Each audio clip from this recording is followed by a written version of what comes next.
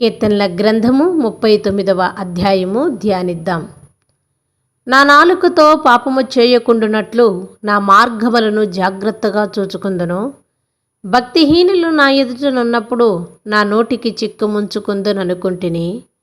నేను ఏమియో మాట్లాడక మౌనినైతిని.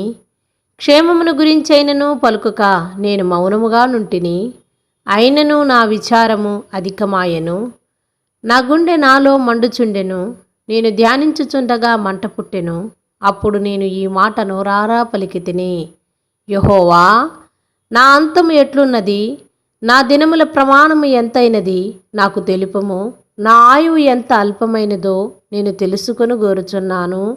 నా దినముల పరిణామము నీవు బెత్తడంతగా చేసి ఉన్నావు. నీ సన్నిధిని నా ఆయుష్కాలము లేనట్టయి ఉన్నది. ఎంత స్థిరుడైనను ప్రతివాడును కేవలము వట్టి ఊపిరి వలె ఉన్నాడు.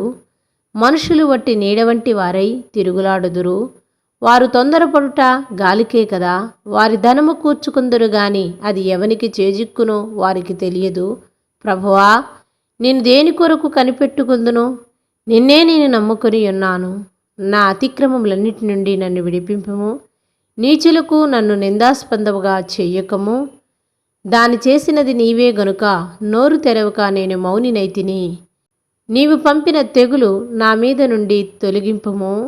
నీ చేతి దెబ్బల వలన నేను క్షీణించి ఉన్నాను.